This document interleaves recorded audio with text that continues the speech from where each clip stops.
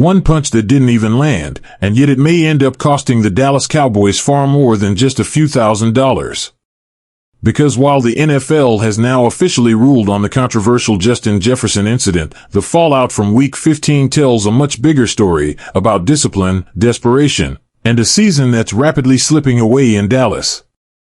Welcome back to NFL Snapwire. Let's get into it. The Dallas Cowboys' painful Week 15 loss to the Minnesota Vikings has officially followed them into the league office. What was already a frustrating night on the scoreboard has now turned into a financial and reputational hit, as the NFL confirmed its punishment decision stemming from a heated on-field confrontation involving one of the league's biggest stars, Justin Jefferson. Midway through the second quarter, emotions boiled over. On a 1st and 10 play deep in Cowboys territory, Jefferson and Dallas cornerback Caelen Carson got tangled up while battling for position.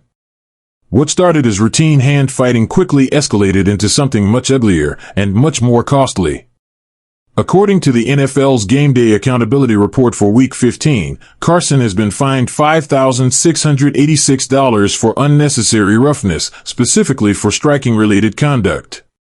It's Carson's first fine of the season, but the league had no hesitation in handing it down. And the tape made their decision easy.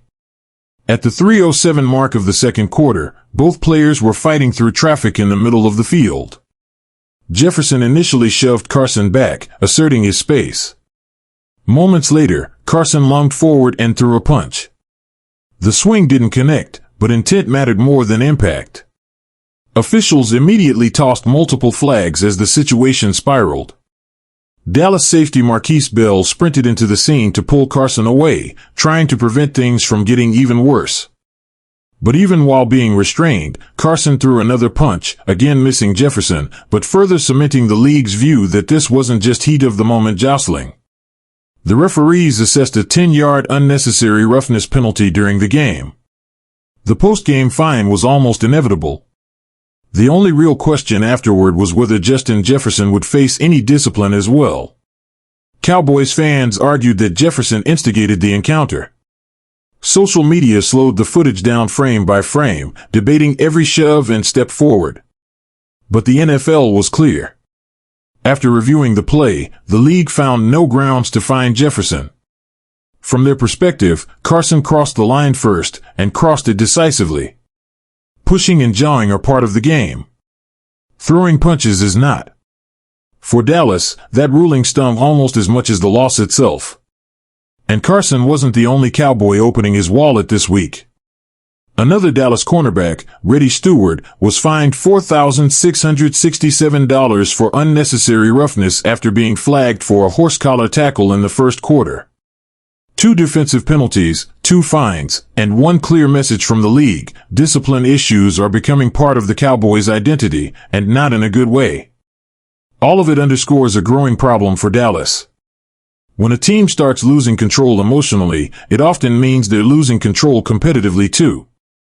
Week 15 wasn't just a loss. It felt like a breaking point.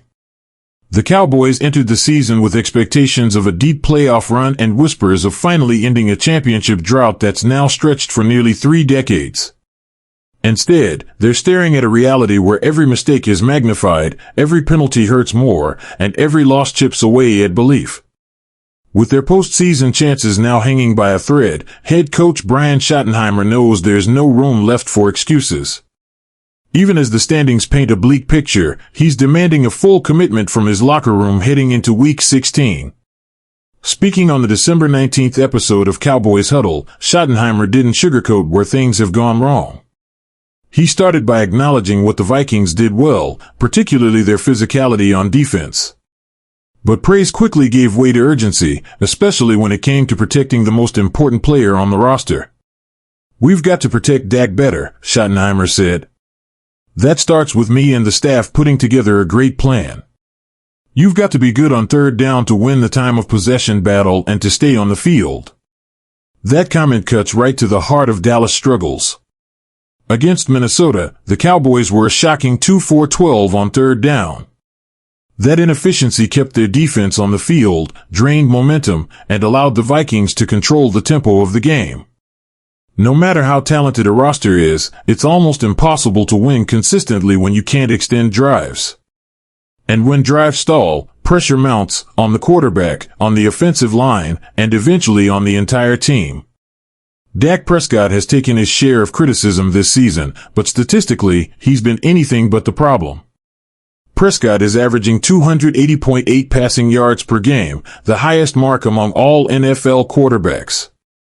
On paper, those numbers suggest elite production. But football isn't played on paper. Prescott also ranks 9th among starters in interceptions, with 10 picks on the season. Many of those have come in high-leverage moments, third downs, late-game situations, or drives where Dallas desperately needed points. Schottenheimer knows that's where the margins live. If the Cowboys can't protect Prescott long enough for plays to develop, they're forcing him into rush decisions. If they can't convert on third down, they're handing control of games to their opponents. And if they keep losing the time of possession battle, even a strong defensive effort eventually breaks down. The plan heading into Week 16 is simple in theory but difficult in execution. Keep the Chargers' defense on the field longer than their offense. Wear them down. Control the clock. Limit mistakes. But after what we saw in Week 15, discipline might be just as important as strategy. The fines handed down this week aren't massive by NFL standards, but they're symbolic. They reflect a team pressing, frustrated, and occasionally losing composure when things don't go its way. That's dangerous territory, especially late in the season. For players like Caelen Carson, the incident serves as a hard lesson. One emotional lapse can overshadow an entire game, and even an entire season. For the Cowboys as a whole, it's a reminder that mental toughness matters just as much as talent. The irony is that Dallas still has the pieces to compete. Prescott is playing efficient football. The offense can move the ball. The defense has shown flashes of dominance. But football seasons aren't judged by flashes, they're judged by consistency. And consistency has been the Cowboys' biggest enemy. Now, as they prepare for Week 16, they're not just fighting another opponent. They're fighting doubt, frustration, and the weight of expectations that haven't been met. Will luck finally swing their way? Will discipline tighten up at the exact moment it matters most? Or will moments like the Jefferson incident become the defining images of a season that promised more than it delivered? The NFL has made its ruling. The fines are final. And the margin for error is officially gone. What happens next will tell us everything about who the Dallas Cowboys really are. That's the latest from NFL Snapwire.